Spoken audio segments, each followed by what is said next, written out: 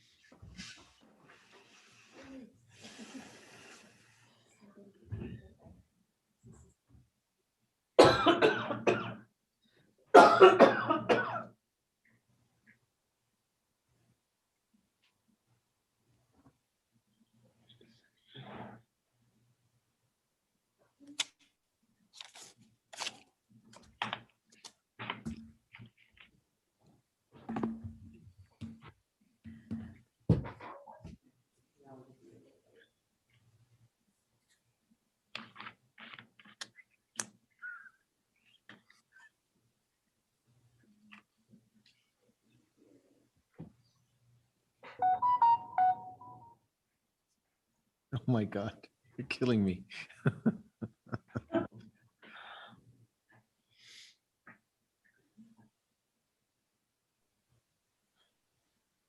Can you just let me know as soon as said councillor joins?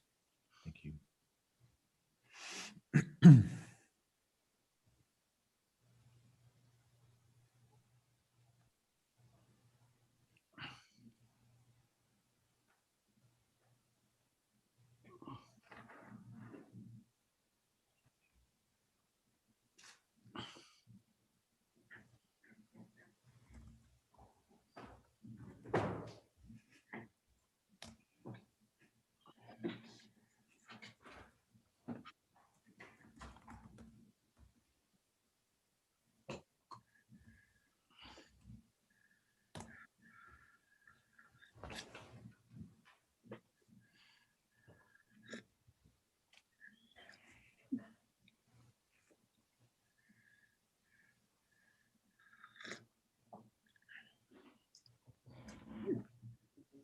I'm at.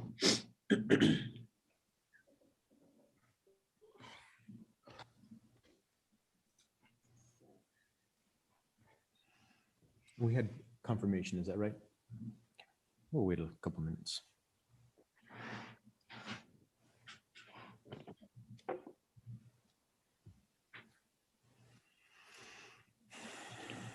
Ladies and gentlemen, I beg your indulgence. We'll wait just a few more minutes. I think we're waiting on one councillor to join.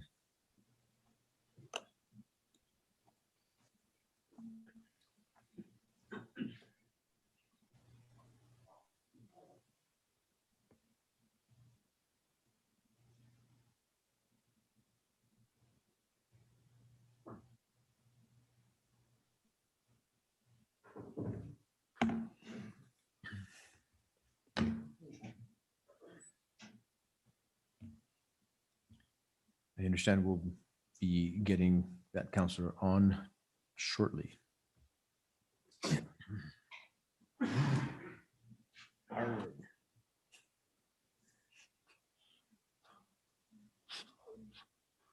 Arr.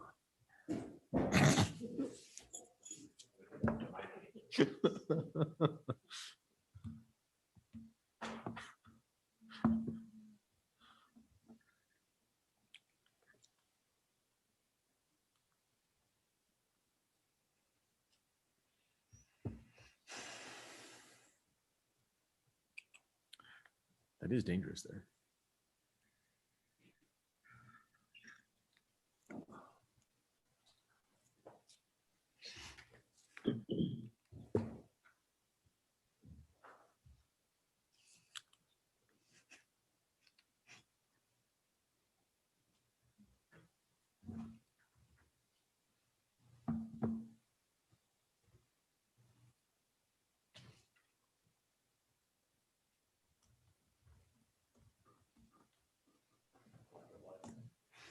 Okay, ladies and gentlemen, I think we'll go ahead and get started. I'm sure that Counselor will get on shortly. We can, I think, get going with just a couple of the few items ahead of him. So it is now, what time is it? It is 6:06 p.m., February the 29th, 2021. I hereby call this meeting to order. Please rise for the Pledge of Allegiance and a moment of meditation and invocation.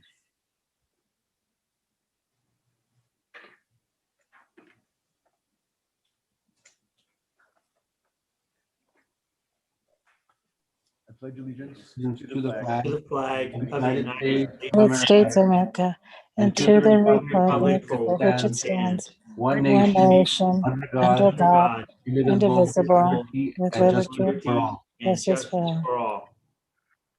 Please remain standing. Counselor Peggy Sue Martinez, would you please lead us in today's invocation?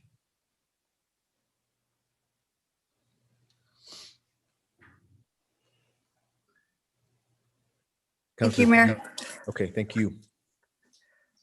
Father, as we gather virtually for this meeting, we humbly ask your blessings on our governing body and their families, on our city employees and their families, and on our citizens and their families. We ask grace over our city and over our decisions tonight. Be ever present in our minds and in our hearts. Help us to keep the city of Espanola in our daily prayers. Help us to grow together and to become stronger. In Jesus' mighty name, amen. Amen. Amen. Thank you, Counselor. Please be seated, everyone.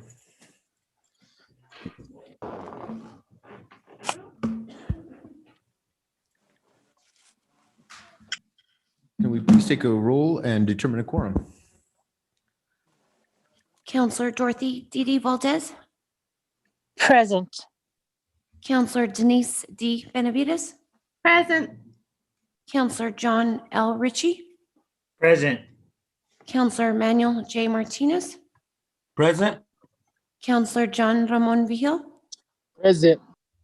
Counselor Justin Salazar Torres, Present. Counselor Peggy Sue Martinez, Present. Mayor Pro Tem Dennis Tim Salazar,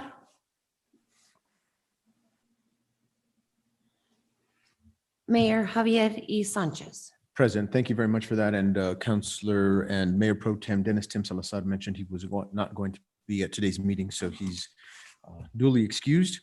We'll now go on to the approval of the agenda. Do I hear a motion or any questions or adjustments that need to be made? Motion to approve. Second.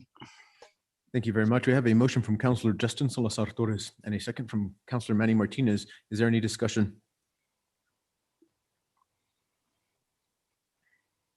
Hearing none, can we take a roll call vote? Counselor Peggy Sue Martinez, In favor? Counselor John L. Ritchie, In favor. Counselor Justin Salazar Torres, In favor. Counselor John Ramon Vigil,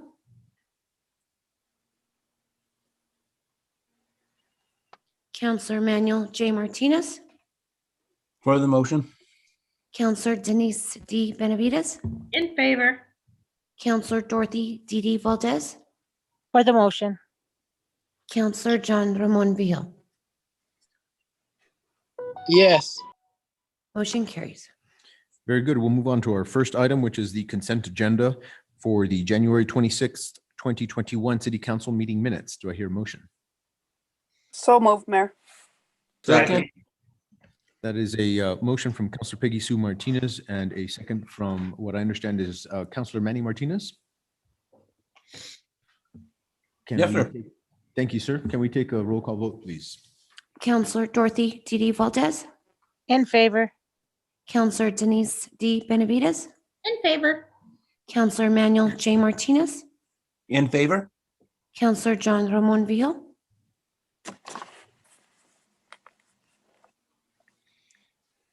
Counselor Justin Salazar Torres, In favor. Counselor John L. Ritchie, In favor. Counselor Peggy Sue Martinez, In favor? Counselor John Ramon Vigil. For the motion. Motion carries. Thank you. We'll now go on to public comments. Do we have anybody signed up? We do not. I'll give anybody an opportunity to speak at this time. If you didn't sign up, that's all right. Please just make yourself known.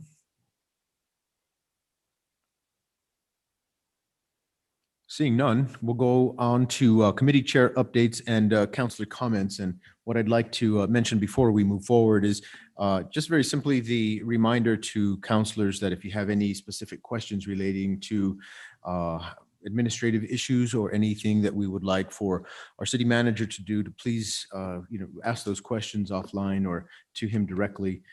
We'd like to take this opportunity to give councillors the opportunity to make any comments or say anything that they'd like regarding to any general situations. For specifics, again, please reach out to and feel free to contact Javier Martinez, city manager. Do we have any councillor chair updates?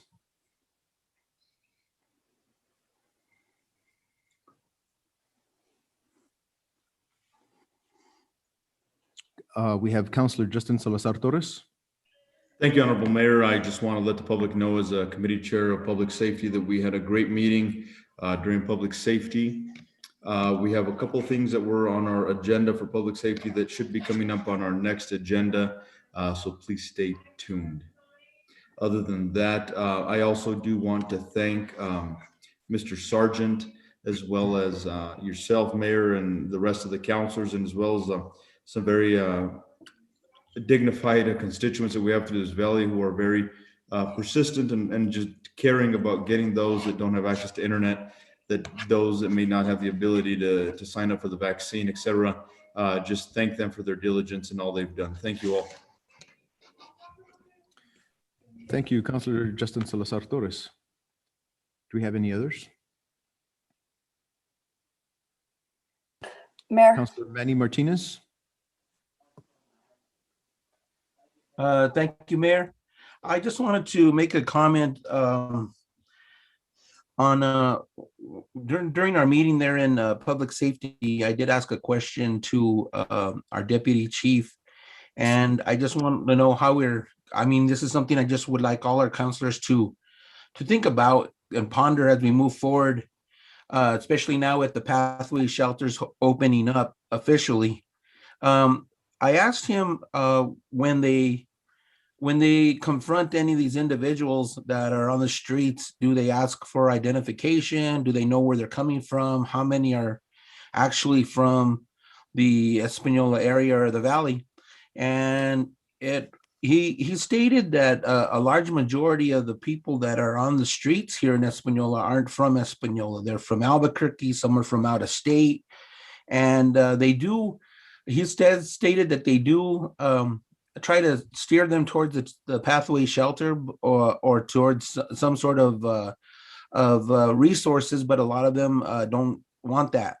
So my question is, I guess, is to our council, my fellow councilors, is how can we go moving forward now that we're going to have a pathway shelter in place for the individuals that are living on our streets that aren't from the area or from a city of Espanola or our extending area, but also if they do not wish to go to the pathway shelter, if they do not wish services, how do we move forward to help these people and help the situation, I guess, overall within our city? Because it is becoming, of course, more and more people are out there, and it's just it's concerning. And I know that we've gone some routes to try and handle this, and we haven't been able to do so.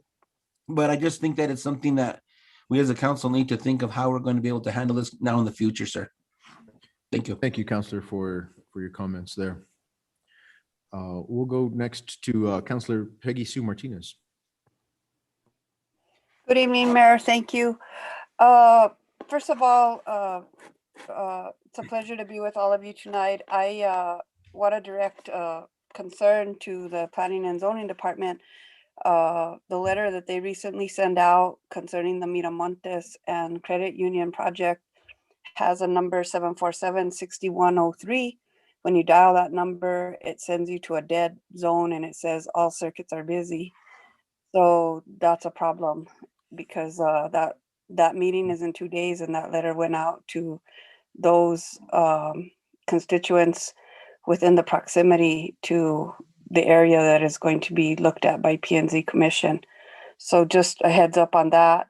The other thing I wanted to ask Chairman Justin Salazar Torres, if he could touch base a little bit on where we're at with the situation that Mr. Ortiz brought to the table on public safety. Could you just give an update on what's going on with that and the city of Espanola trying to do what they can for those people that want to drive those vehicles in our community? So if you could just touch base on that, just for update purposes. Thank you, Mayor. Very good. And Councillor Justin Salazar Torres, before you respond, I just wanted to give a quick note. The telephone number is still correct. Is that right? It is the right number. Unfortunately, today phones were down. I believe that we have them since fixed. So if we can make sure to call that number in the morning, and Councillor, if that doesn't work, reach out to me or we'll take care of that, because people definitely need to have the proper communication lines. So thank you. And Councillor Salazar Torres, go ahead. Thank you, Honorable Mayor. I do appreciate the floor. So yes, Councilor Pegasus Martinez, I will give an update. Unfortunately, the last two city council meetings, in speaking with Mr. Ortiz, a few things have come up. For one, the public safety meeting in January, he had asked that everything be pushed to February due to the holidays. December was just a crazy month, and we do meet the first Wednesday of December of every month. So it was just too busy to present. This last go round, Mr. Ortiz did reach out and did ask that we push it to our next month. Due to personal reasons, he was unable to present and get things in order. But the OHV issue that we're going through, or resolution, should we say, or ordinance, is still being worked on. The individual that is spearheading it does not or did not present due to personal reasons. I won't go into the detail on that, but he is looking forward to presenting for our next public safety meeting. The other thing, Mayor, if I may, that I forgot to present on during our public safety committee meeting is I've decided to, because during our city council meetings, we tend to have a lot of discussions on issues that can be handled during committees, or a phone call to such individuals, for example, whether it be city manager, chief, etc. But what I did ask in public safety is that each committee member, because each one of the 4 districts are all represented within the committee, that they each bring an issue that may be residing within public safety up during that meeting, just so we can, for one, save time, and for two, handle the issue at the root during public safety. So I do encourage other counselors that you share a district with, if you may hear of issues that are going on within public safety, in the public safety realm, etc., please do not hesitate to reach out to your fellow counselor that share the same district as you to present for public safety. I use the example was the Valley Estates issue that will be coming up later on the agenda. That's something that I'm sure Councilor Valdez and myself have been hearing for. I'm probably sure other councilors have been hearing about, but I do highly encourage other councilors to please bring up public safety issues to your counselors that are part of the committee, and we will discuss them there, because we do have, of course, the directors of each of the of public safety. Thank you, Honorable Mayor. Thank you, Councillor. Do we have anybody else? No? All right, seeing none, we'll now go on to matters from the mayor. I just wanted to give 2 quick updates. One of them is the vaccine update and how we're doing with regard to COVID vaccinations. As many of you may know, the vaccine rollout for the state is going presumably well. Unfortunately, in Rio Arriba County, it seems like we may not be getting as many folks vaccinated as we'd like. We've certainly seen numbers in neighboring counties higher than ours. We've been in contact with the state DOH, and one of the things that they've been mentioning is that the vaccine was given out under 2 premises. One, just distributed differently using different algorithms to different counties, as well as their presumption on what our capabilities were to actually inoculate as many people as quickly as possible. That having been said, I've spoken with the director at the hospital, and she assures me that we could vaccinate 1,000 people right now if we had the vaccine. So for us, it just seems like we're not getting as many vaccines as we should be getting. That's something that we're still working very hard and diligently to do. A couple other things with regard to getting registered. We need as many people to register as possible. That is certainly one of our goals. And as Councillor Justin Salazar Torres had mentioned, we're working with a lot of citizens in the town in Espanola to make sure that we get as many people registered. And in addition to that, what we're looking at doing is having folks call the city who would like any help to either register or to maybe get any guidance. We do have a direct line to the hospital that we can get folks onto that registry really quickly, but we do have certain parameters to meet. So first of all, that telephone number, should anybody have any questions, is 747-6093 or 747-6066. Jeff Sargent and his staff are waiting by the phones, perhaps not right now, but they will be there tomorrow to help you get signed up.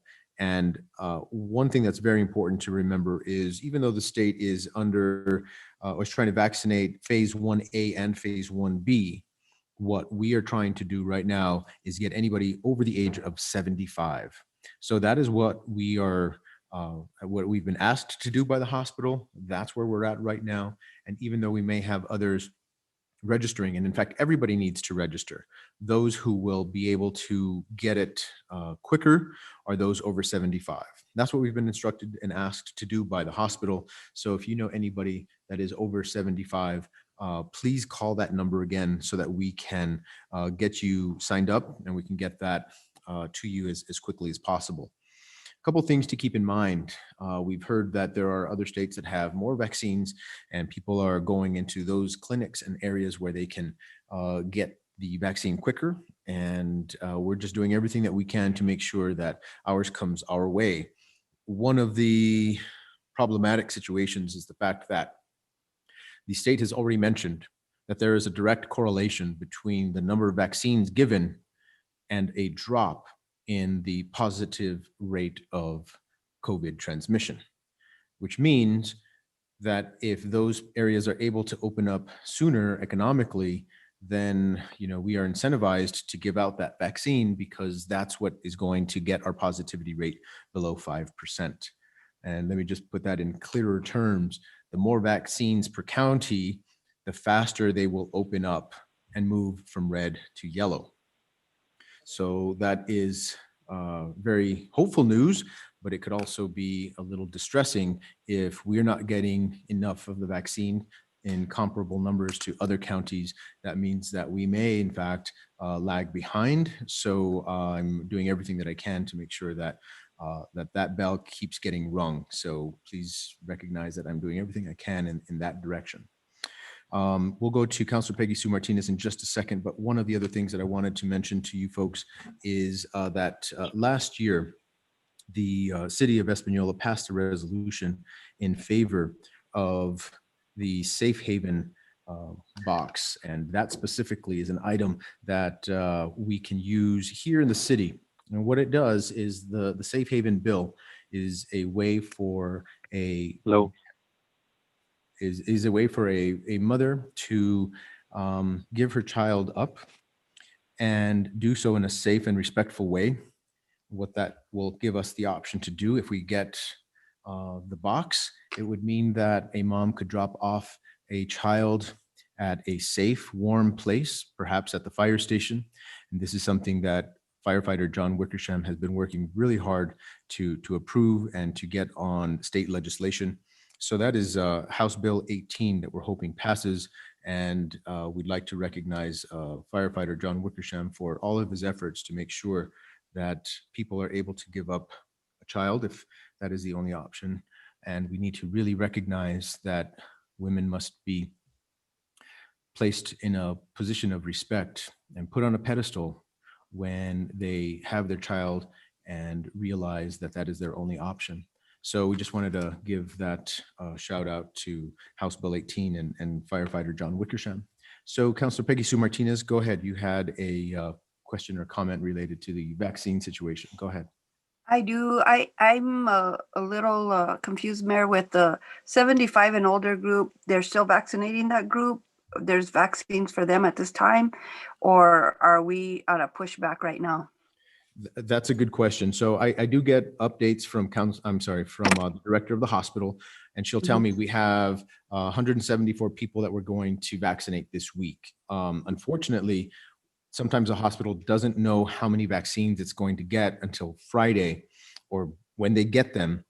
So what we need to do is make sure that anybody over 75 is registered through that number that I gave directly to the hospital, so that when they do get the vaccine, those people are notified as soon as possible. We try to give them as much of a head start as we can, but also realize, and thank you for bringing this up, sometimes there are people who might be called and don't show up, or people who refuse to get the vaccine, and that opens up the opportunity for others who might be next in line to get a call, and if they show up quickly and immediately, we can get them vaccinated. Could you give that number again, Mayor, please? Absolutely. It is 747-6093 or 747-6066.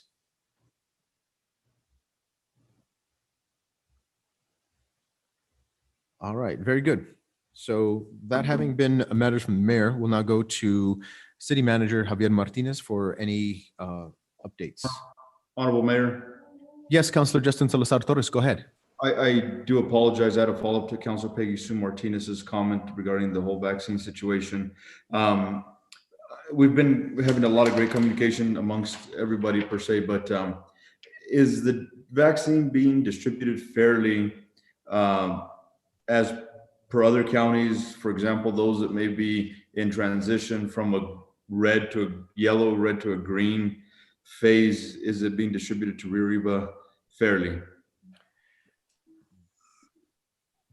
I don't know what the answer to that truly is. I think that we see other counties having a larger distribution rate per 100 people.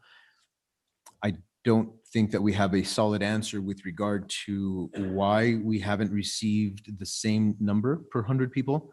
So I suppose if you were to use simply that arithmetic, those do lead to some questions that we do need to raise.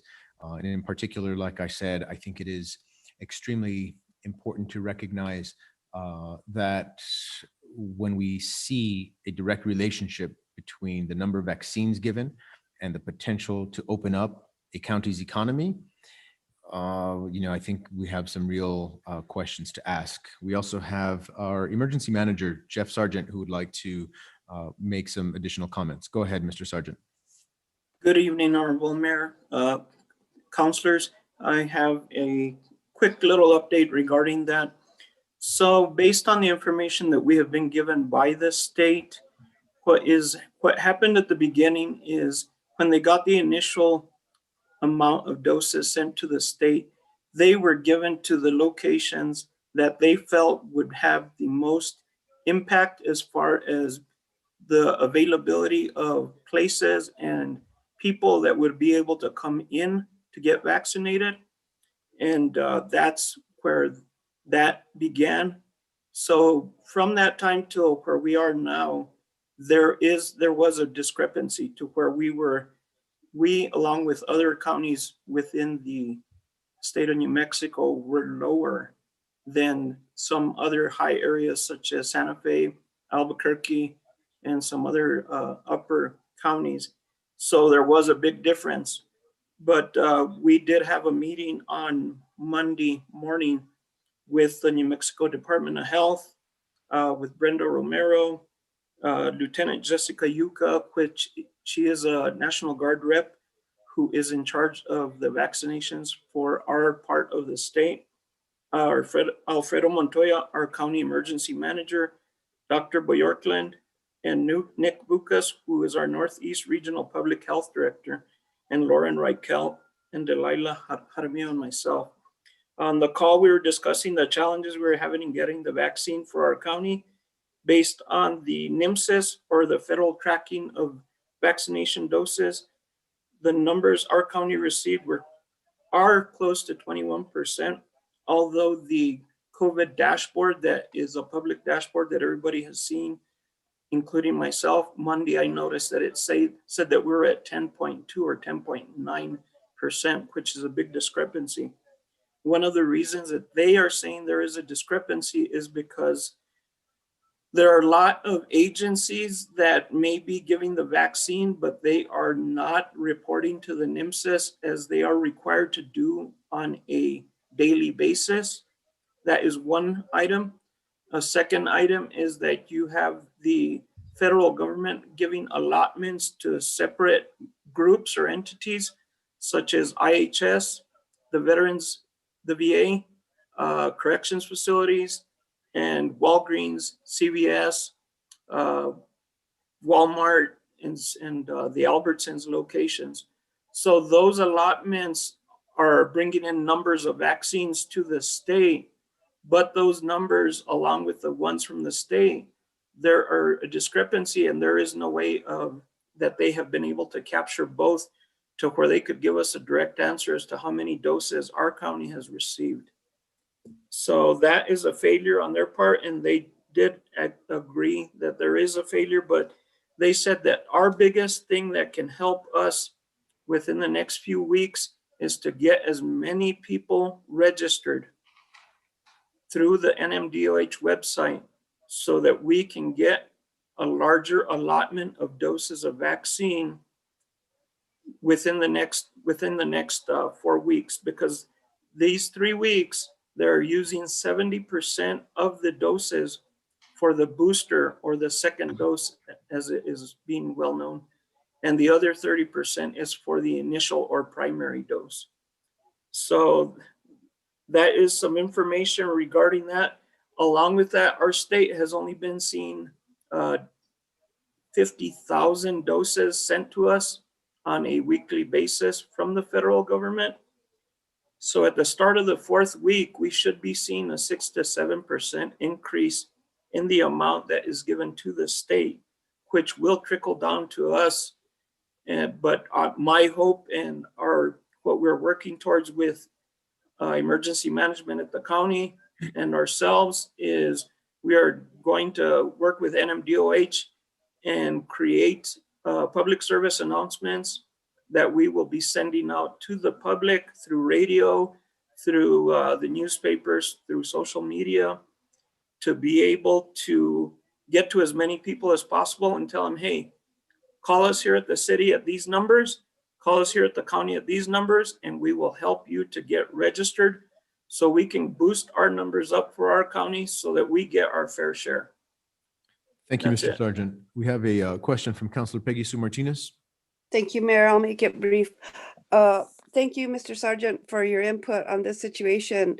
I'd really like to see the city of Espanola do something to affect the 87532 zip code and the way that zip code has risen and the numbers so drastically. I think that zip code has almost half of the total of Rio Arriba cases thus far. And I really feel like that zip code in itself should be targeted as one that we want to vaccinate as soon as possible. And I would hope that the state would also see that demographic and realize that zip code is out of control. And that's one area where we could really make a difference and stop the virus from spreading, is if we use that information and that demographic to understand how important it is to vaccinate those people. So I would hope that the city of Espanola would possibly get a hold of those at the state level and really shine a light on how high those numbers are and how much they're growing by daily. Thank you. Thank you, Councilor. We'll go next to Councilor Justin Salazar Torres, and then to Councilor John Ritchie, and then to Councilor Denise Benavides. Councilor Salazar Torres. Thank you, Honorable Mayor, and I do apologize for bringing up this topic. It's just this week I personally have been have had a ton of emails, ton of messages, ton of texts, ton of phone calls regarding this issue. And, you know, I guess you can say I'm just a bit frustrated that we're getting kind of the short end of the stick here. However, I do feel that us as a governing body do have a voice, especially for those, and I agree with Council Peggy Sue Martinez with the 87532 zip code that have a county seat that's vacant right now. So they, in essence, don't have a voice at the county level. And I feel that we need to get this rolling. I just don't think it's fair.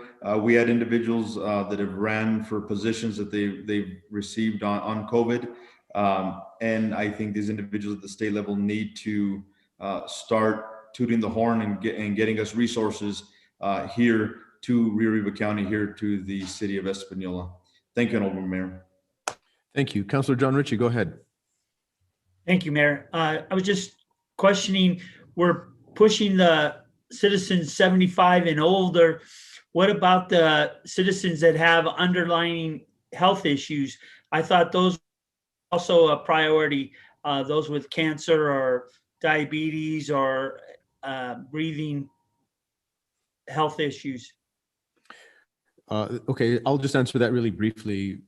Even though those are in the 1B phase right now, because of the limited number of vaccines available, and perhaps to try to avoid any potential bad public relations, the real push is for everybody over 75, so that those who need it the most can get that vaccine and then move quickly and swiftly into the next phase. Thank you. Yes, sir. Councilor Denise Benavides. Thank you, Mayor. Just a quick comment and an observation that I made last week. I actually got an appointment, got a text for my first COVID shot, and it was at 9 o'clock in the morning, and it was at Walmart. I'll say where it was at. And I got there, and it was interesting because there were 4 individuals in front of me, all of whom were between the ages of 22 and 30, because I asked them. And I happened to say, when did you guys sign up? And they said last week. And they said they were shocked to have gotten a text that quickly. As we stood in line, because the process is a little bit slow, there were probably, I'm going to say, before I knew it, 15 people behind me. So when it was my turn to get the shot, I happened to ask the girl, well, it's really busy out there. It's not even 10 o'clock. And she said, I know. We usually do 20 shots a day, but today we're doing 80 shots. And she said, it's very stressful. So based on the people that I looked at and that I kind of chatted with that were there waiting, I can tell you that there were only 2 seniors. So I'm not sure what the state is doing and how they're contacting people. I did happen to ask some of the people if they had already had COVID, thinking maybe they got preferential treatment or just got called quicker, or I was trying to figure out, are they in Santa Fe County and maybe that was it, or what was it? But the majority of them were from Espanola or the San Juan Alcalde area. So there seems to kind of be no meaning to the madness. I'm not sure how people are being called, but it seems that seniors would be the ones to get preferential treatment before, any of the younger people that were there that had just signed up. So it was kind of interesting. I'm not sure. Councilor Benavides, I appreciate the input in particular because it leads to the point that I'll make, which is from all of the cases that I've been hearing in the situations, it's clearly an imperfect distribution allotment in so many ways. Councilor Peggy Sue Martinez and I also spoke about the fact that it seems like those who registered a long time ago when it first opened up have not been called. Exactly. And conversely, those who have recently signed up get called quite quickly. Also, when people first signed up, there wasn't a question that led to you being able to respond to anything about having comorbidities or other core issues. So I'd agree to say that there is not a rhythm or magic to the madness, but one other thing that I'll just throw out there, and it is this: many, many months ago, before the vaccines actually started to get rolled out, and I'll make this brief so that we can go on with our meeting. There was a theory that the best method of distribution would be that of Swiss cheese method, which means to poke as many holes into the system as possible. In fact, they were trying to decide whether or not to do only partial family units, for example, so that way we wouldn't waste our time trying to get everybody vaccinated at once. Instead, it is how do you maximize and get as many shots into as many arms as possible, regardless of potential, issues or health or age or anything like that, just to put as many holes in the system as possible, and that would probably be the most effective way. And in particular, when you start to look at why certain comorbidities are they scientifically proven? Plus, how do we prove that? In other words, nobody's going to get a shot and say, as they give a shot, prove that you have diabetes and hypertension and all of these other things. Unfortunately, those are real administrative issues and technical issues that we have to deal with in the real world. So sometimes to forego all of those questions and all of those issues, sometimes it's best to put as many shots into as many arms as possible in order to try to get as many folks vaccinated. So thank you very much for the commentary and the questions, and we'll now move on. So any matters from the city manager, please go ahead, Mr. Javier Martinez. Thank you, Honorable Mayor, members of the governing body. Thank you again, Mr. Mayor, for putting out that valuable information to the community, and also to our emergency manager, Jeff Sargent, as well. It's crucial that we put out that information on a regular basis and as current as possible. Thank you for the council for indulging me and giving you a little bit of an update in regards to city business.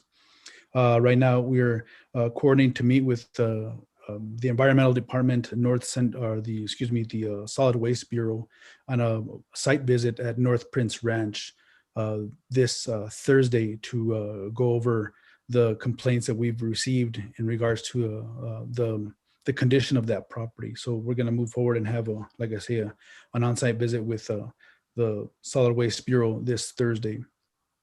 On that note as well, we've coordinated to have a meeting as well with Gemes Electric Co-op this Friday as well with the Gemes manager, Mr. Gonzalez, to discuss the lights within the city and coordinating, determining ownership of all the poles that we have in the city, because still there's still a little bit of some confusion in regards to the ownership of if it's the city's light poles, if it's are they Gemes light poles, or even if they're NMDOTs. So we're looking to clarify this Friday on that meeting with Mr. Gonzalez.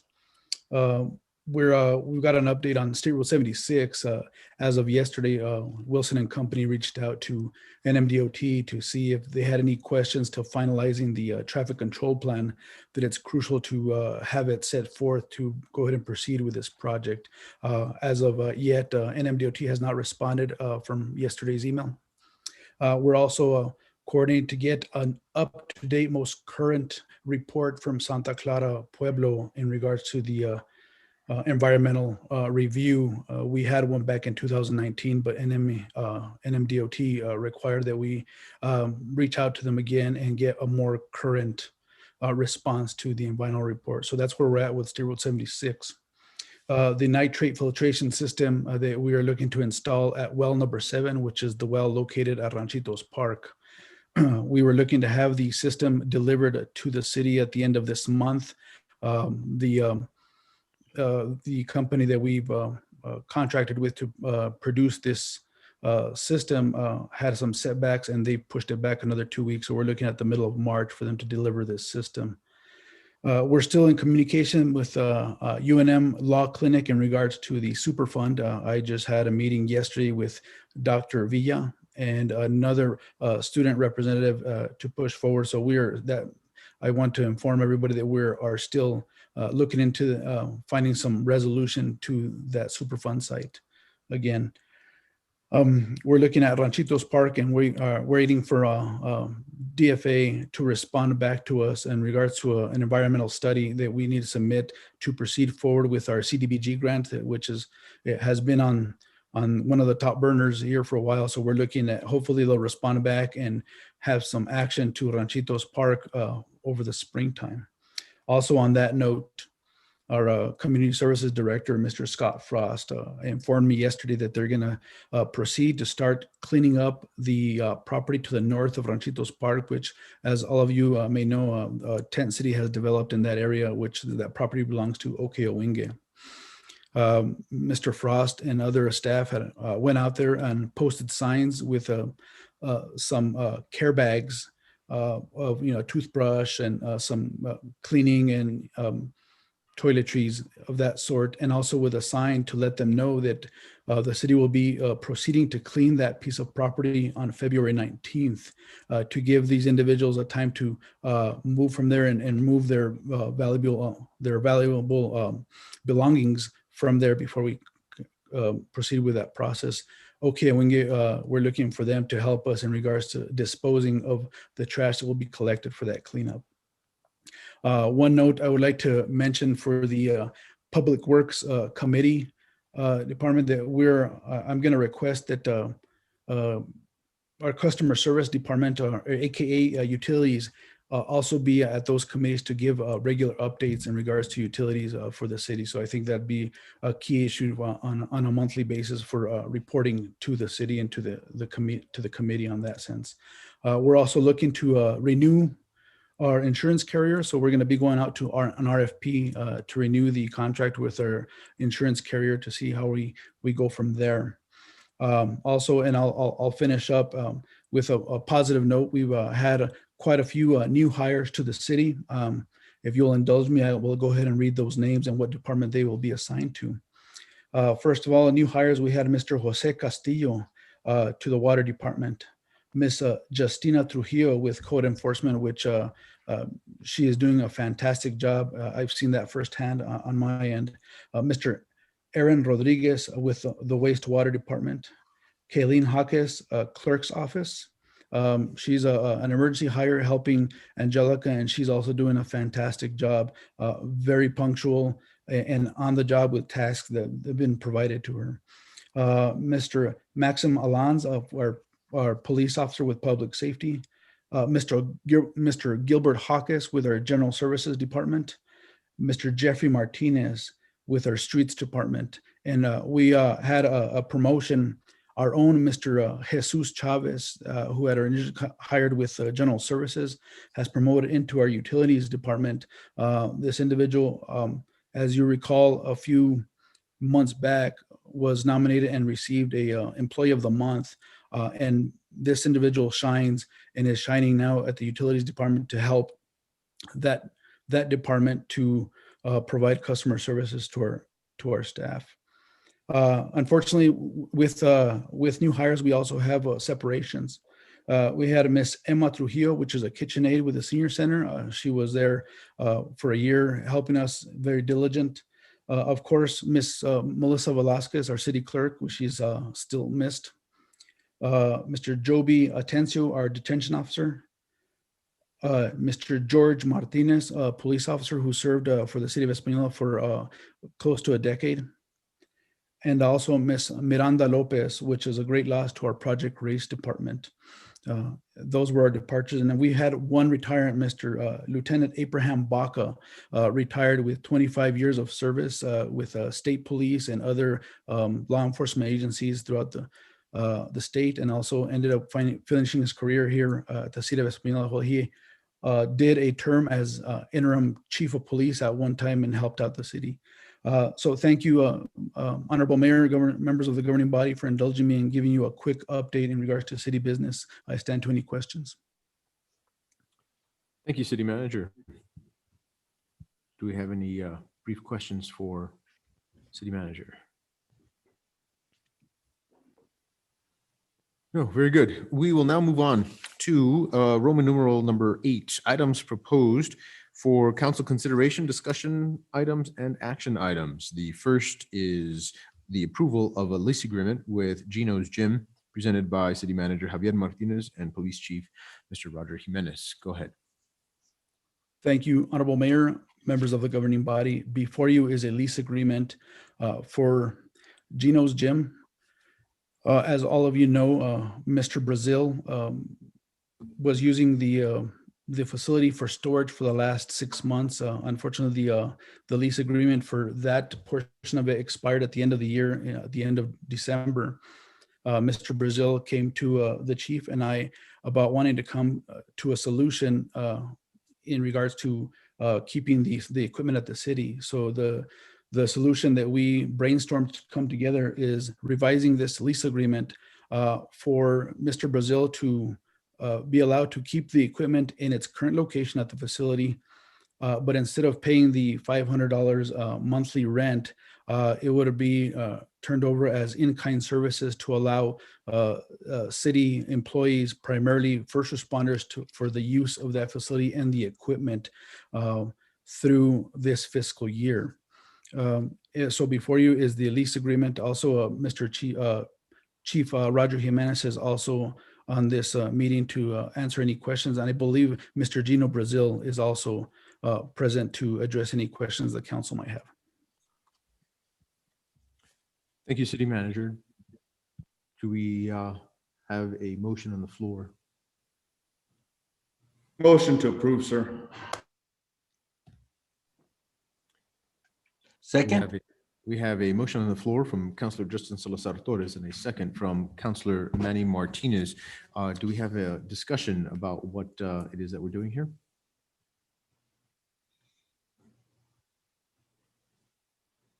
And just for the sake of reiteration, and in my opinion, from what I understand, and either city manager or chief, you can correct me if I'm wrong, but basically this is a way to really help a tenant who is forced to close down. We are still accepting rent at $500 a month, which in our opinion is that it shouldn't even be paid. So instead of making that payment, he is allowing quiet use of that space and equipment for the city of Espanola to use. Is that correct? That is correct, Mayor. All right, very good. We have a question from Councilor John Ramon Vigil. Thank you. Wanted to just clarify, we're just leasing the equipment, correct? Because the building belongs to us, and we're not subleasing the lease that we currently have with Gino's Gym, correct? That is correct, Councilor John Ramon Vigil. So it's an exchange of in-kind services from Mr. Gino Brazil to allow the city employees, primarily first responders, to use the equipment within the facility. But you're correct, the facility belongs to the city, and we will be transferring all utilities under our name and the insurance coverage on that to help out. And it's going to be it's a win-win situation to help out Mr. Brazil and also for the city employees, primarily first responders. So what was the original term of the lease? I know that Gino's been negatively impacted by COVID-19, but what was the original term of the lease? Do we know that?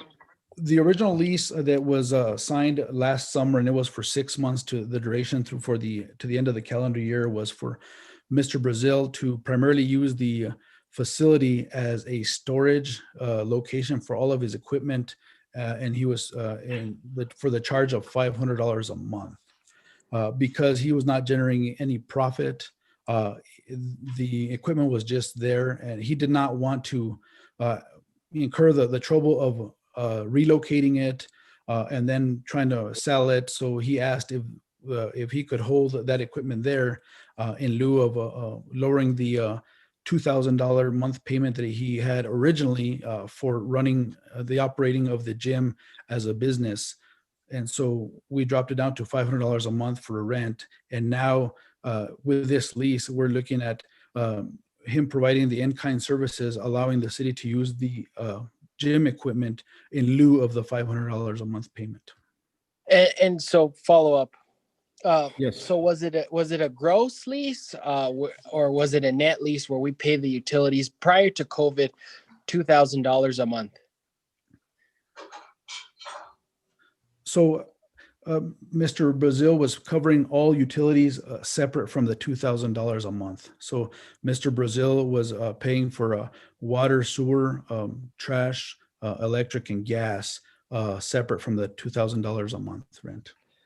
So this is a $24,000 a year loss that we're taking, and obviously we planned it since last year. But you know, how did we account for that, or did we plan do anything with budgetary planning to cover that shortfall, that 24,000? I mean, that 24,000 comes in handy. Absolutely. So that was already adjusted when we approved the FY21 budget. Already looking into that loss that Mr. Brazil was providing to the city, going in from the $2,000 a month, dropping it down to $500. So that was already adjusted in the FY21 budget. Okay, so well, I think the effort is great. Did we make any attempt to reach out to another possible tenant for this to alleviate that financial loss? No, we have not reached out to any other tenants, primarily because the facility was not vacant because Mr. Brazil was using it as storage for the last 6 months of calendar year 2020. So now, you know, Mr. Brazil came to us right at the termination of that lease, which was at the end of the year.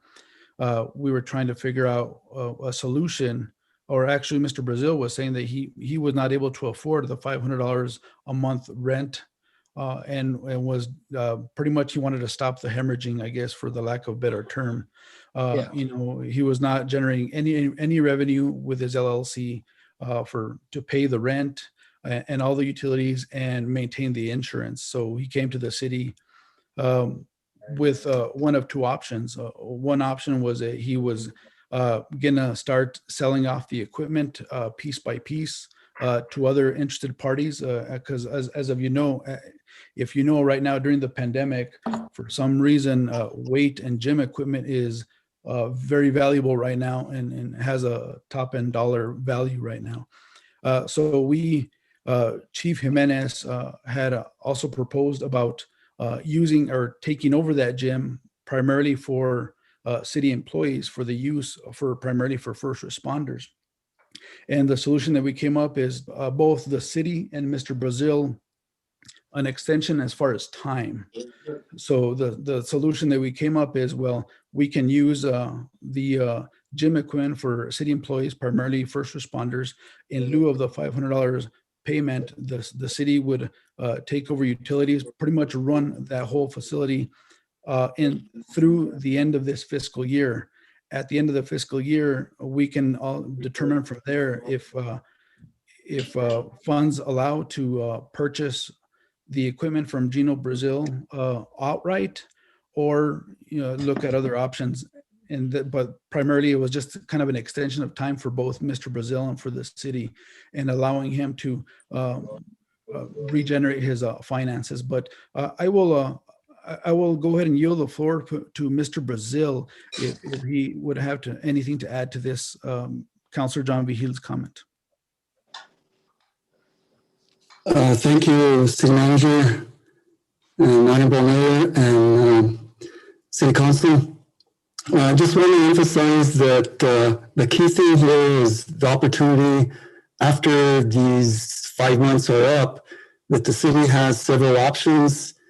I've tried to work with the city as much as possible. I've made several attempts to make something happen there with the equipment, and so that it stays there and benefits the citizens of the Espanola Valley. So looking ahead to the end of the period of this 5-month lease agreement, the city has several options, as City Manager said. Number one, to outright buy the equipment, and you can keep the facility there as a fitness center or gym. Chief Jimenez has expressed the idea, and that was actually discussed several times in the last year or several months, where he would use the facility as a training center and actually bring in revenue. That was the other option. The city could probably reach out with someone else interested in running a fitness center, which there have been several inquiries to me on that option. So if the city could, we could even start earlier than the lease agreement ends. If you want to continue to run the gym there, I think it's the facility is set up for a fitness center. That's one of the big reasons why I've been pushing for the equipment to stay there. It's set up and designed as a fitness center.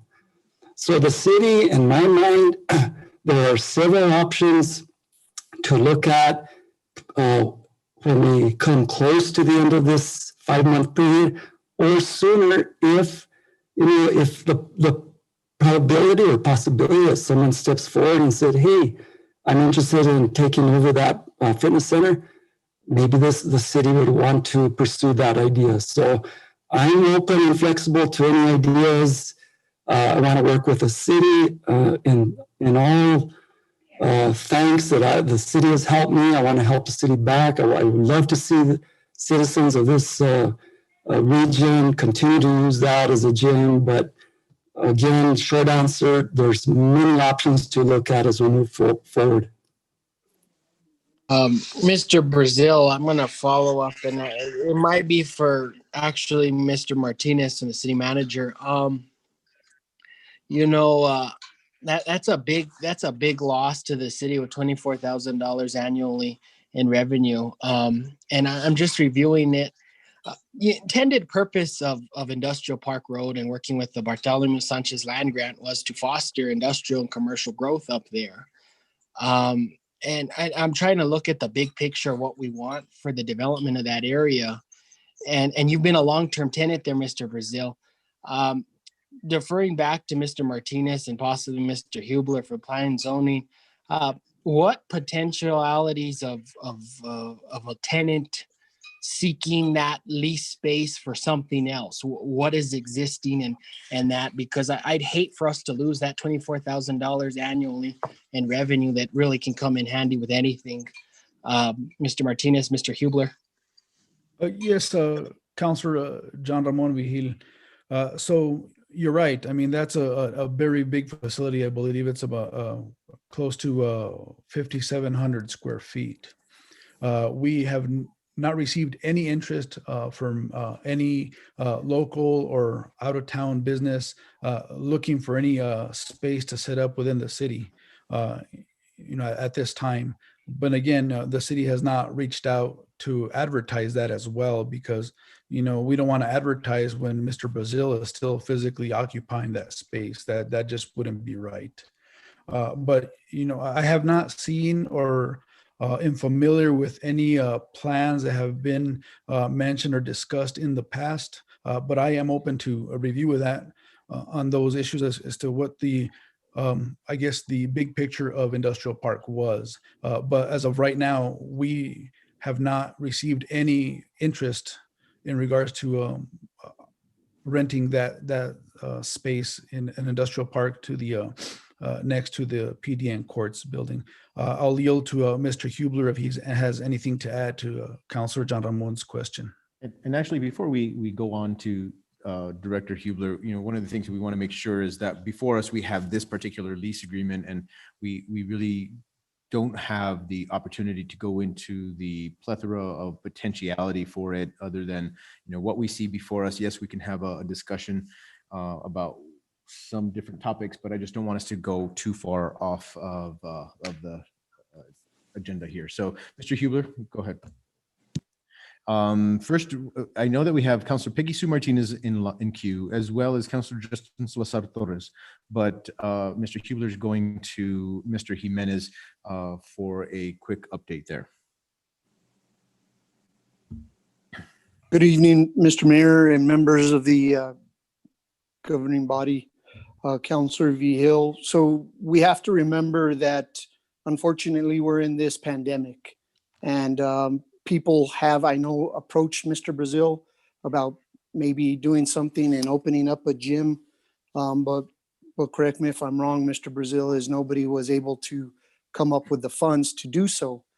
This is just a short-term lease agreement that we could help Mr. Brazil in the meantime and get use of the gym until those avenues are explored.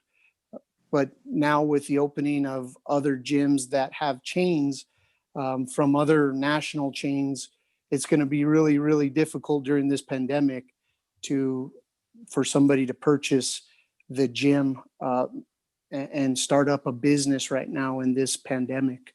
But, I just wanted to say that. Thank you, Chief Jimenez. Why don't we go ahead and go on to Councilor Peggy Sue Martinez and then Councilor Justin Salazar Torres. Councilor Peggy Sue Martinez. Thank you, Mayor. Thank you, Councilor John Ramon. You bring up some interesting points. My question is concerning this lease, if I'm correct and understanding correctly, this is for 4 months until the end of the fiscal year. So we're talking March, April, May, and June. Am I correct? That's correct, Councilor Peggy Sue Martinez. So the city would be losing $2,000 of revenue basically, and sort of holding place by allowing first responders to utilize the equipment. So my question is, if a piece of equipment breaks during that time, who's responsible?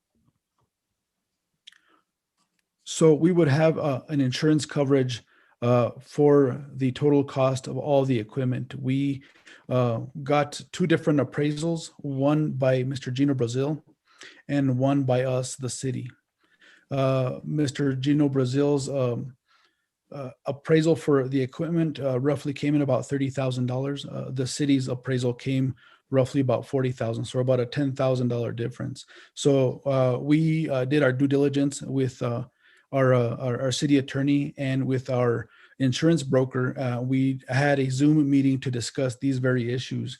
And so by our recommendation by our insurance broker was to go ahead and insure to the higher amount of $40,000. So the city would be responsible and we would have insurance on all this equipment. Who would the cost of that insurance be for 4 months, Manager Martinez?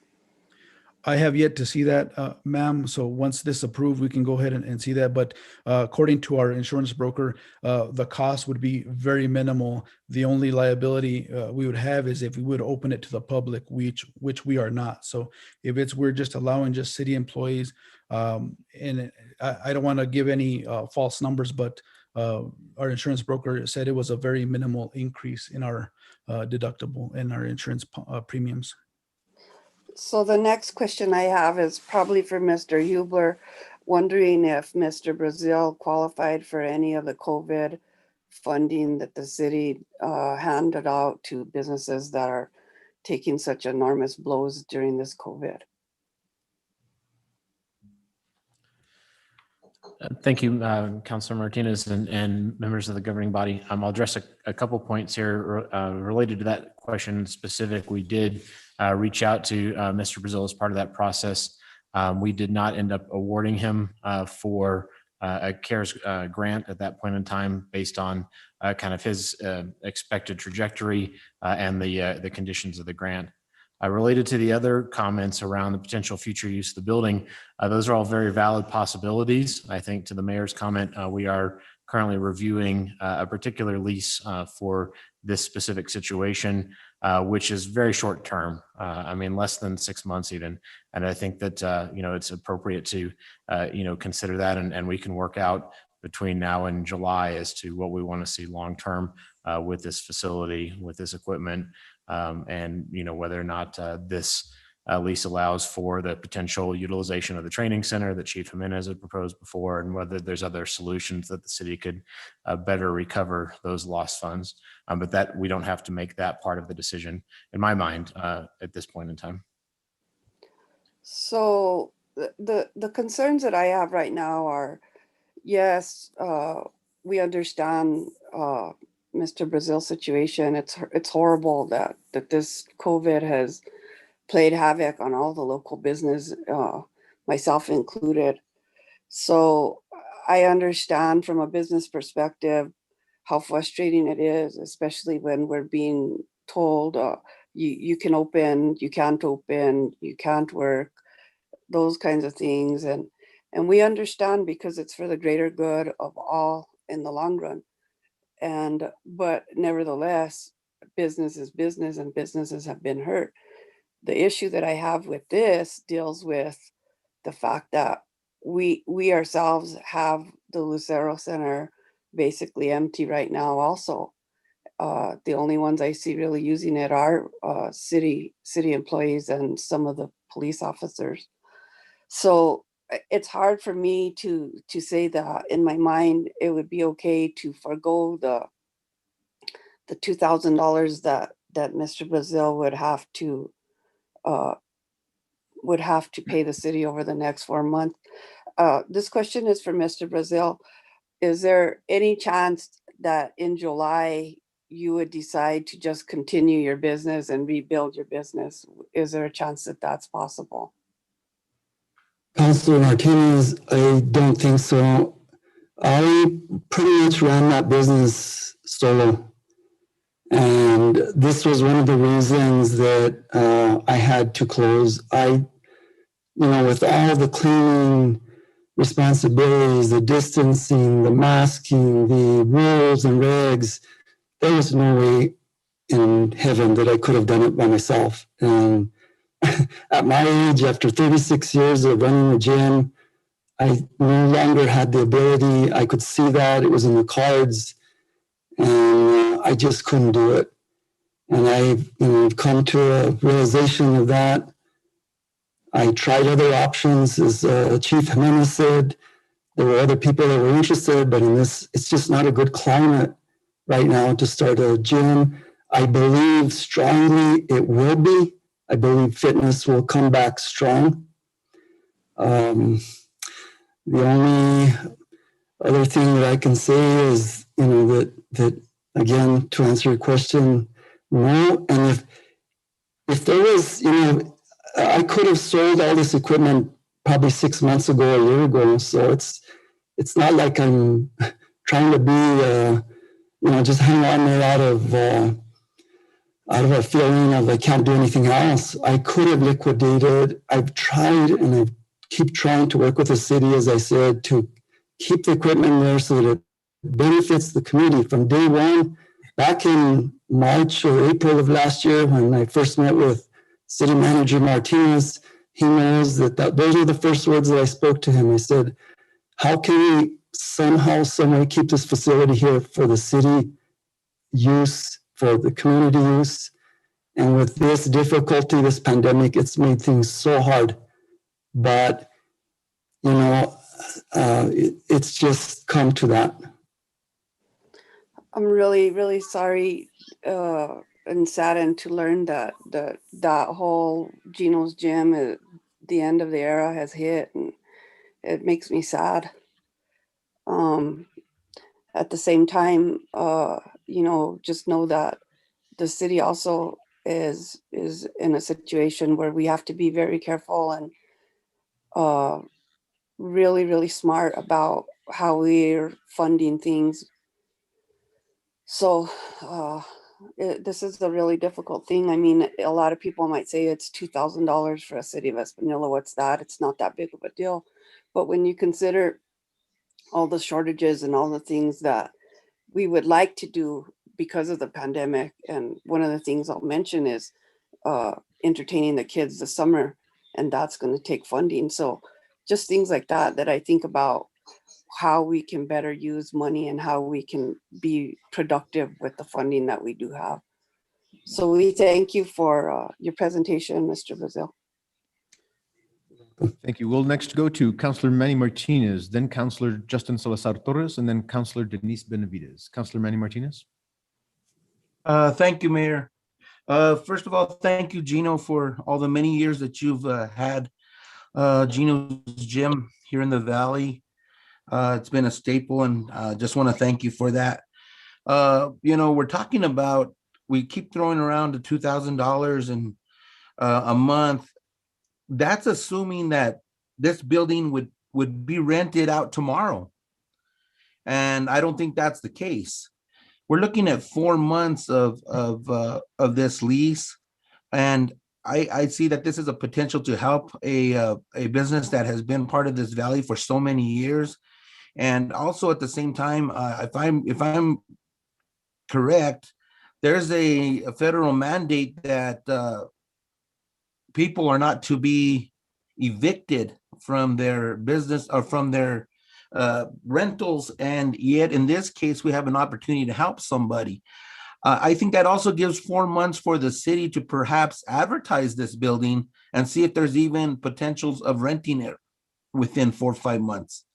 At the same time, it allows our police and fire and the city employees to utilize this gym. I think it's a win situation, and it's a way that we can at least help a business that has been in the valley for so many years without just saying, thank you so much, there's the door. And so I don't see where we're losing money right now, because if we close the doors tomorrow, I don't see someone leasing it unless you have someone in mind, any of the counselors that would open the door tomorrow. We're not going to get $2,000 a month in February, March, April, or May. I don't foresee that, not in the middle of this pandemic, but it allows some time for the city to at least advertise its property and see if there's a potential for anybody that would be willing down the line to come in and lease it and say it's available come July, come August. That's my comment. I think we should help this as much as we can, sir. Thank you. Thank you, Councilor. We'll next go to Councilor Justin Salazar Torres. Thank you, Mayor. Question for Mr. City Manager Martinez. Mr. Brazil has been paying $500 up to this point, correct? That's correct, Councilor Justin Salazar Torres. Well, first and foremost, kudos to Mr. Brazil for being able to do that up until this point with this, again, quote unquote, ongoing pandemic. Secondly, my next question, does have to fall in line with insurances. I know we don't know our premiums per se on the equipment, but what would the deductible be on a certain piece of equipment? Councilor Justin Salazar Torres, I don't have the specifics in regards to that.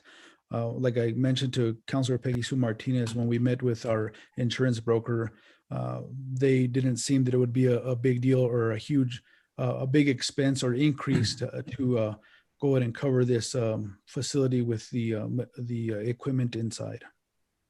Thank you. And a follow-up, Mr. Brazil, how many years have you been with the city of Española?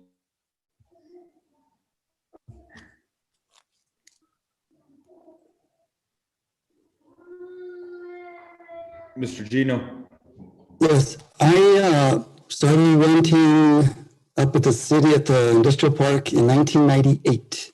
Prior to that, I bounced around in 4 different locations in different buildings, but yeah, up at the industrial since 1998. Well, Mr. Brazil, we sound like a bunch of, excuse me, we sound like a bunch of bitter landlords right now, and it's unfortunate.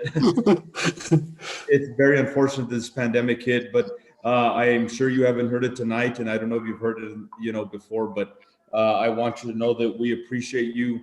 We appreciate the kind of tenant that you've been, because, we could, there could be a tenant that comes in tomorrow, but who knows if they're going to be as great as you've been. And I want you to know that we've appreciated you.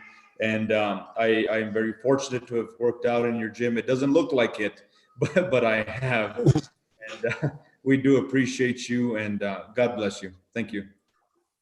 Thank you. Just one final note that I'd like to add is regarding Councilor Martinez's comment, and I really appreciate your comments, Councilor, also. I do want to help the city. I have in fact, I've mentioned this to city manager a couple of times, that I do, and I'm interested in making some donations, either to the library for a reading program. I was also an educator along with the gym. That's actually how I made my living, through working with the schools. But I would like to, once we move along with this agreement, it could be in the summer, whatever, but the library plays a big part in my heart and other areas of need in this community. And I would like to make some donations to the city in those areas. So, they're not going to be hundreds of thousands of dollars, but they will be for books or computers or other things. And I just do want that to be on the record, that the city has always helped me through these years. Had it not been for the city, I wouldn't have that business. So I just want to make that comment for the record. Follow up, Mayor? Actually, we're going to Counselor Denise Benavides first. Go ahead, Okay. Counselor. Thank you, Mayor, so much. I kind of just wanted to echo Councilor Manny Martinez's comments. I think that Gino Brazil's lease is already up, so we're not going to be getting those funds either way. And I think this is really just an extension, as City Manager mentioned, so that we can allow for some time for both Gino and for the city to see what ideas or to lease the property or what we might want to be able to assist with, if anything. I think, I hate to see the gym go. I know that the gym did help a lot of kids that would go work out there that otherwise would be on the street probably. I know that a lot of people actually worked out there, more so than Lucero Center. And I think it's just the type of facility and the equipment that's there. And I do think that just allowing this time to both Gino and the city to figure out what we can best utilize it for, or what we're going to do with it going forward, is just the fair thing to do. So those are my comments, Mayor. Thank you. Thank you. We'll now go to Counselor John Ritchie. Thank you, Mayor. I call for question. We have a call for the question. We will need to take a roll call vote on that before we actually take the question itself. So if we could. Counselor Peggy Sue Martinez, In favor. Counselor John L. Ritchie, In favor. Counselor Justin Salazar In Torres, favor. Counselor John Ramon Vihil, For the motion. Counselor Manuel J. Martinez, In favor? Counselor Denise D. Benavides, In favor. Counselor Dorothy D.D. Valdez. For the motion. Motion carries. So the question has been called. We'll now take a vote on the motion on the floor, which is for the approval of the lease agreement from Counselor Justin Salazar Torres, who made the motion, and a second came from Counselor Manny Martinez. Can we please take a roll call vote? I'd like to do a substitute motion. What is the pleasure of the counselor for the substitute motion? Substitute motion to approve the lease agreement as presented, with reviewing the contract after the end of the fiscal year, which would be July 2021.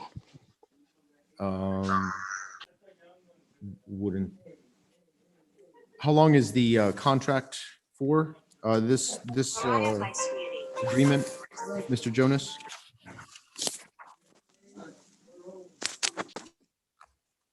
Mr. Mayor, it's, members of the council, it's a 5-month lease. I think it's intended to expire, let me take a look at the term, until June 30th, 2021. So the lease runs till June 30th. So in essence, that's already what will happen at that point anyway. As long as it's clarified. Well, we have a motion for the substitute. Do we have a second? I feel like the substitute is really just a clarification on the date. Am I correct? That is correct, Counselor. So is it a substitute or is it a clarification? It's a substitute motion clarifying the motion that's already on the floor. So we have a motion for a substitute motion. Do we have a second for said substitute, even though the language already states it quite clearly?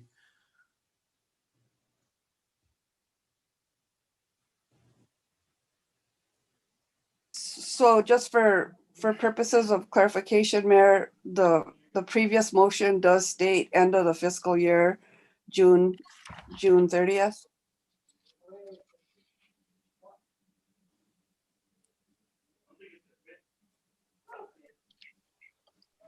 Mr. Nahum, do you have a response for that? You know, I think that the motion was to approve the lease agreement. I don't, And forgive me, Mr. Nahum, on page 2, it says the term of this lease shall commence on February 10th, 2021 and shall continue for 5 months until June 30th, 2021. The term, unless sooner canceled, terminated, or extended as hereinafter provided in section 3 below. So the date is very specific on the agreement. I'd like to call a point of order, sir. It's stated within the lease agreement itself. Okay, we're good. We're good, Mayor. So we do not have a second for the substitute motion, so we will continue with a roll call vote for the original motion placed by Councillor Justin Salazar Torres with a second from Councillor Manny Martinez. In favor. Counselor Peggy Sue Martinez, In favor. Counselor John L. Ritchie, Counselor In Justin favor. Salazar Torres, For the Counselor motion. John Ramon Vihel, Counselor In Manuel J. favor. Martinez, Counselor Denise D. favor. Benavides, Counselor Dorothy Didi For the Valdez. motion. Motion carries. Excellent. Mr. Brazil, thank you so much for your patience and for all of the work that you've done. We really appreciate it. We'll now move on to the next item for approval of memorandum of understanding between the City of Espanola Public Safety and Region 3 Drug Task Force. We have a presentation by Police Chief, Mr. Roger Jimenez. Good evening, Mr. Mayor, members of the governing body. So before you, you have a memorandum of understanding for the Region 3 Drug Task Force. This is the task force that I believe Espanola Police Department was a member of for years past, and then for whatever reason decided not to join with the Region 3 Task Force. And so the amendment and the MOU are in front of you. And I Motion stand to for any- approve, sir. Second. Thank you very much. We have an original motion, I believe, from Councillor Peggy Sue Martinez with a second from Councillor Denise Benavides for discussion. Under discussion. Yes, Councillor Peggy Sue Martinez, go ahead. Thank you, Mayor. Chief, first and foremost, thank you for reigniting the relationship between the Region 3 Drug Task Force and the City of Espanola. For clarification for the public, could you just talk about what their mission is as far as arresting drug dealers in our community and surrounding area? Could you just touch base on that a little bit, please? Absolutely. Mr. Mayor, members of the governing body, Councillor Peggy Sue Martinez. So what the Region 3 Task Force does is it actually has representatives from each region, from each law enforcement agency within that region. And what they do is they go after drug trafficking organizations. And so their biggest concern is the illegal narcotic activity and the selling of illegal drugs in the region, and what they do with the surrounding agencies and the assistance of the governing bodies in that respected areas is they all work together as a team or this task force to bring drug cases forward and hold drug traffickers accountable. Thank you, Chief. We definitely need this relationship to grow and get strong here in Espanola. We thank you for bringing it back to the governing body and making the MOU with the entity. And My look forward pleasure, to working with the region. Thank you again. Thank you, ma'am. Thank you very much. Do we have any other councillor questions or comments? It appears I don't see anything. Very good. We will now go to a roll call vote. Councillor Peggy Sue Martinez was the originator of the motion with a second from Councillor Denise Benavides. Thank you very much, Ms. Serrano. Counselor Dorothy Didi Valdez, For the motion. Counselor Denise D. Benavides, In favor. Counselor Manuel J. Martinez,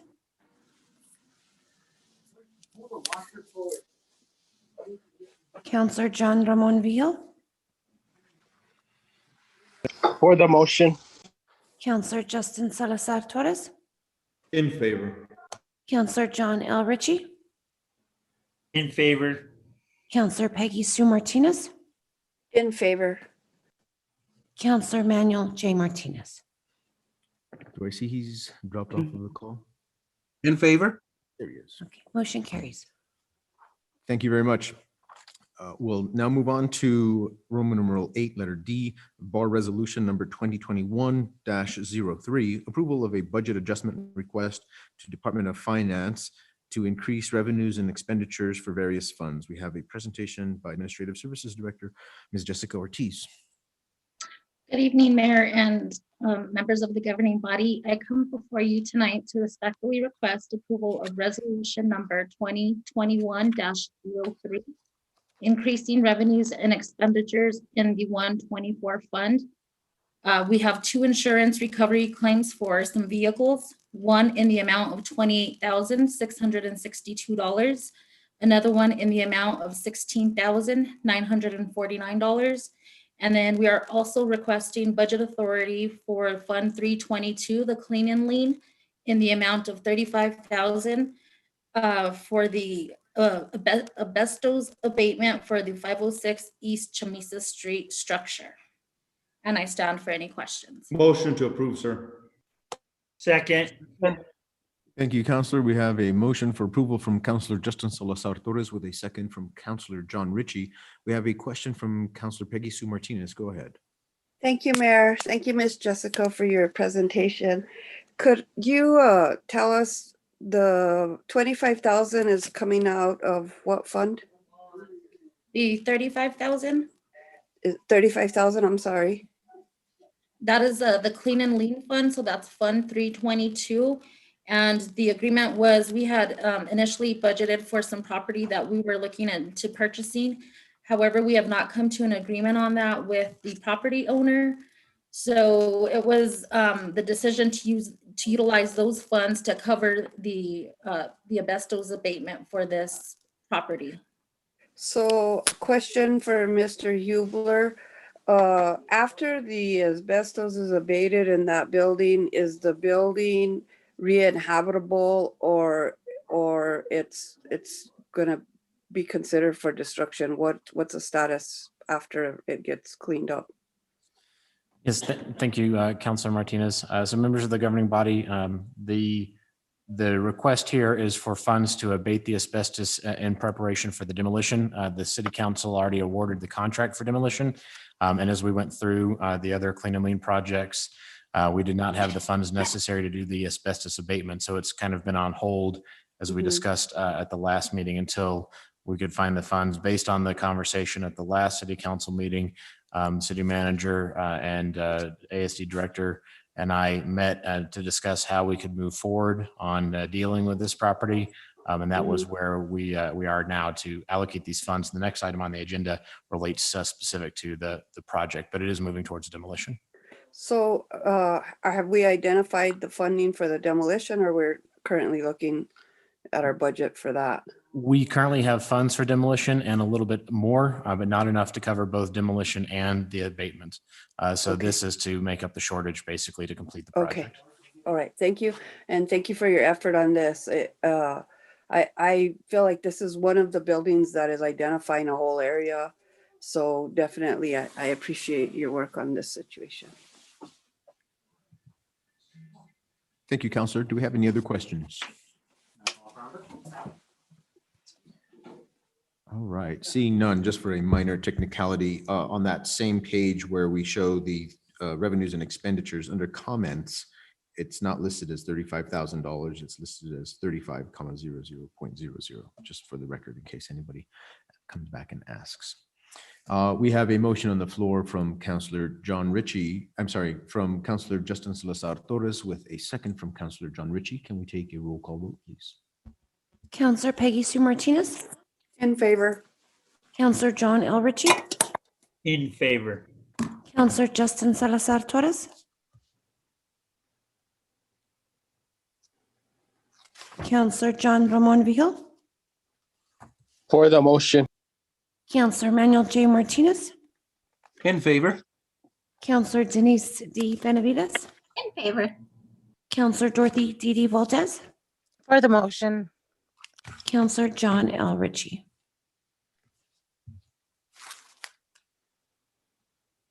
Is he still on? I already answered. Oh, okay. He did answer. Oh, I apologize. It was Justin Salazar Torres. Is he still on? Yes, he is. He's connecting to audio now.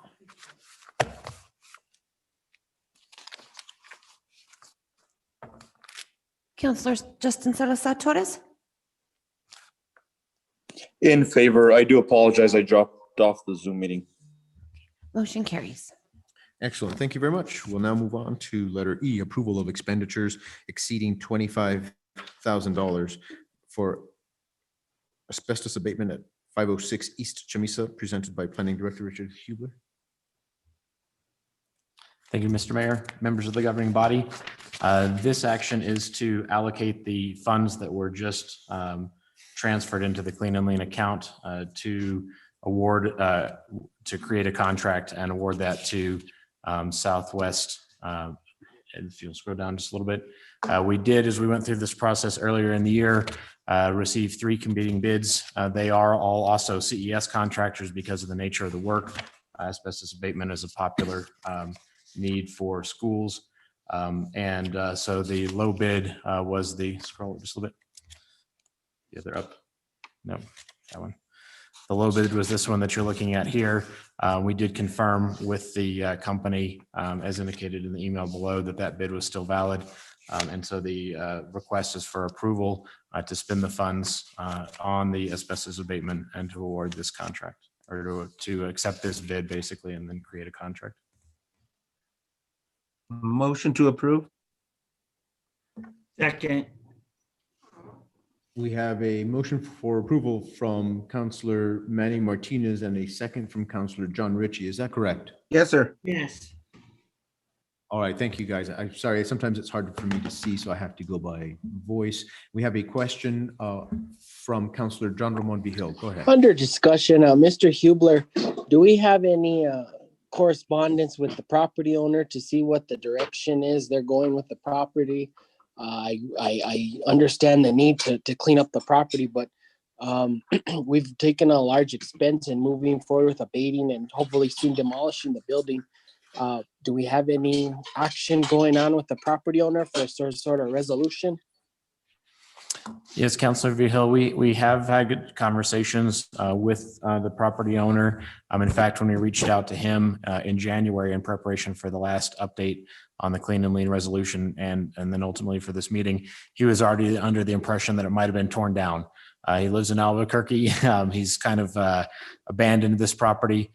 We are hopeful that once this lot gets cleaned up, that it will be one that will quickly recycle back into our coffers, in the sense as it is a prime lot for kind of development, and there's been some expression of interest by neighbors. So that would allow that these liens to basically be recovered by the city. We're expecting sooner than some of the other ones that we've liened. So we're hopeful, but certainly the property owner has basically given up. He did come up last week to resecure the property, and had been inhabited by transients who were enjoying life in the dry, lighting fires, getting pizza deliveries. And so he did, at our request, come up and resecure the property, which will hopefully last until we get the crews in there to abate and demolish it. Thank you, sir. Follow up. Yes, Councillor John Ramon Vigil, go ahead. So, Mr. Hubler, it just appears like the property owners completely chose to not do anything and then just hopes to sell it and be done with it. That's what it sounds like. That's what it sounds like to us. Yeah. Wow. Okay. Thank you. Do we have any other further questions? Very good. Seeing none, can we take a roll call vote? Counselor Peggy Sue Martinez? In favor.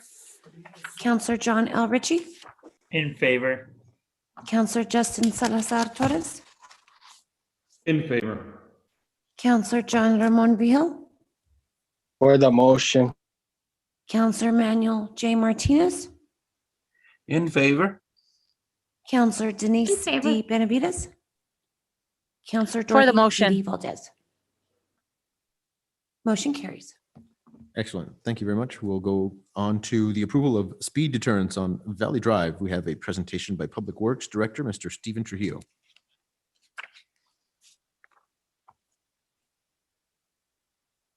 Good evening, Honorable Mayor, members of the governing body. Before you, I'm seeking approval to add 3 speed deterrents on Valley Estates subdivision. Also, I want it to be noted, if it is approved for the listening public, that they will not be installed until the temperatures start to warm up, so early spring. And I'll stand for any questions from any of the councilors. Motion to approve, sir. Second.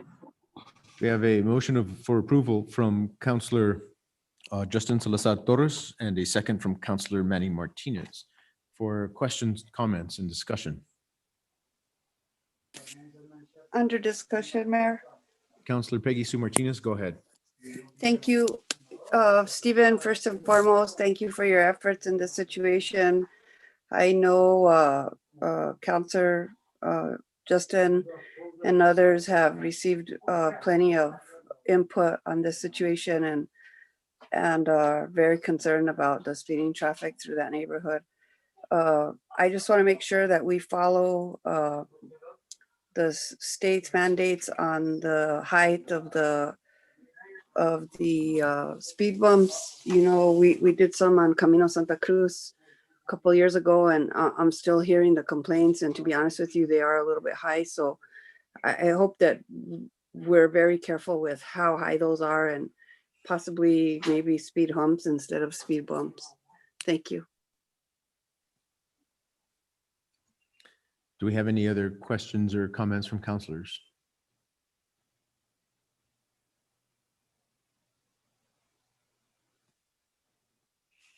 Seeing none, we will move forward with the motion to approve the speed deterrence on Valley Drive. That motion was made by Councillor Justin Salazar Torres with a second from Councillor Manny Martinez, and we'll go to a roll call vote. Councillor Dorothy Didi Valdez, In favor. Councillor Denise D. Benavides, In favor. Councillor Manuel J. Martinez, For the motion? Councillor John Ramon Vigil, For the motion. Councillor Justin Salazar Torres, Absolutely. Councillor John L. Ritchie, In favor. Councillor Peggy Sue Martinez. In favor. Motion carries. Thank you very much. Moving right along to Resolution 2021-04, Budget Adjustment Resolution, increasing revenues and expenditures for Espanola Municipal Court Capital Outlay Award to purchase transport vehicles in the amount of $75,000, presented by Grants Manager. In place of Ms. Jaquez, I believe we have Ms. Ortiz. Yes, good evening, Mayor, members of the governing body. Ms. Diane Jaquez is unable to be with us this evening, so I am coming before you to respectfully request approval of Resolution 2021-04, a budget adjustment resolution increasing revenues and expenditures for the Espanola Municipal Court Capital Outlay Award to purchase transport vehicles in the amount of $75,000. Motion to approve, sir. Second. Was a motion from, is that Councillor Justin Salazar Torres with a second from Councillor Peggy Sue Martinez. Do we have any commentary or questions? Could you, for the listening public, Mayor, just state the source of the increase funding? I believe I don't understand the question. You mean capital outlay? Yeah, thank you. All right. Any other comments or questions from councilors? Seeing none, let's go to a roll call vote. Thank you. Councillor Peggy Sue Martinez, In favor. Councillor John L. Ritchie, In favor. Councillor Justin Salazar Torres, In favor. Councillor John Ramon Vigil, For the motion. Councillor Manuel J. Martinez, In favor? Councillor Denise D. Benavides, In favor. Councillor Dorothy Didi Valdez. For the motion. Motion carries. Excellent. We'll now go on to the next resolution, 2021-05, a budget adjustment resolution increasing revenues and expenditures for Espanola Municipal Court Community Outreach Program Capital Outlay Award to purchase a tractor for $30,000. Again, Ms. Ortiz. Yes, thank you. So I again stand for any questions, but seeking approval of resolution 2021-05 in the amount of 30,000 to purchase a tractor utilizing capital outlay award funding. So Motion moved. for the sake of discussion. We have a motion from Councillor Peggy Sue Martinez and a second from Councillor Justin Salazar Torres. For question, Councillor Salazar Torres, go ahead. Thank you, Honorable Mayor. My question would be, the capital outlay, are we all on the same page as a municipality for capital outlay? Or is each branch of government seeking their own? That would be Ms. Ortiz, do you wish to answer that? Sure. So we do submit capital outlay requests as a city, as a municipality. And I know, so yes, to answer your question, we do seek funding as a municipality in whole. Mayor, may I speak under discussion? This is Steven Salazar. Thank you. Your Honor, please go right ahead. Thank you, Mayor. Good evening, Mayor, members of the governing body, City Manager Martinez. This is capital outlay from last legislature, and I lobbied Senator Martinez, Representative Joseph Sanchez, and Representative Susan Herrera and Representative Christine Chandler. And they were all very supportive. They signed my applications for capital outlay. I work with the City of Espanola Finance Department. And I want to appreciate Senator Martinez, Representative Joseph Sanchez, Representative Susan Herrera, and Christine Chandler for their help, their support. And this would not be possible without them. The Espanola Municipal Court has a very old and aged fleet. All our vehicles are hand-me-downs except for one van that was bought by former Judge Charles Maestas when his brother Chris used to sell cars, and they were able to buy a van probably in, I don't know, 2000. So anyways, our fleet is old. I took it upon myself to look for capital outlay. The state had a very robust capital outlay budget, and that's what happened. And I know that I had all your guys' support, and that's basically what happened. These funds finally matured, and we're in the process of quotes, and I know I have your support for both of them.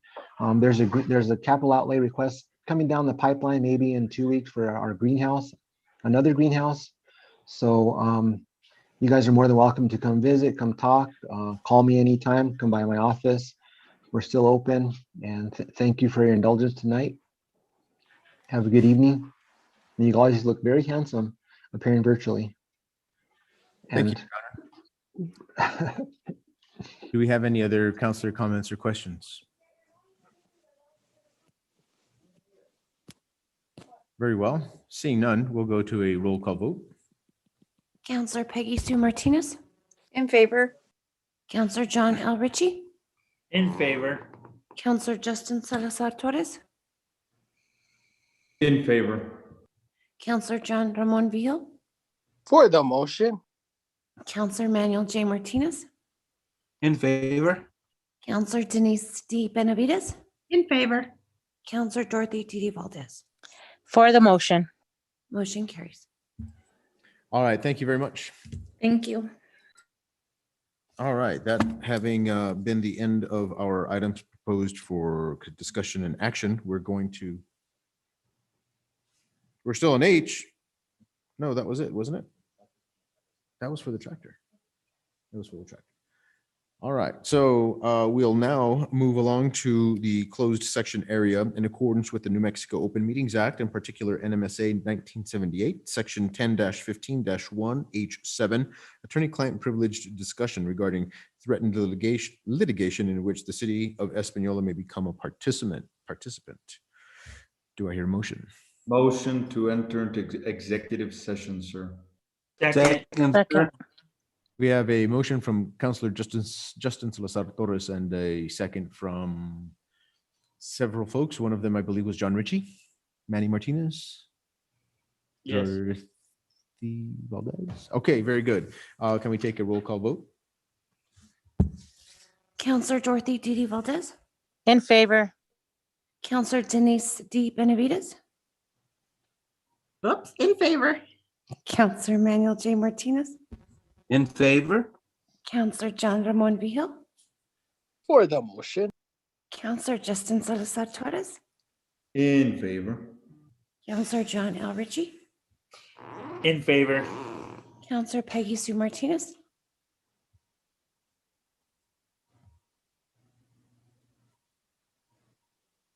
Counselor Peggy Sue Martinez.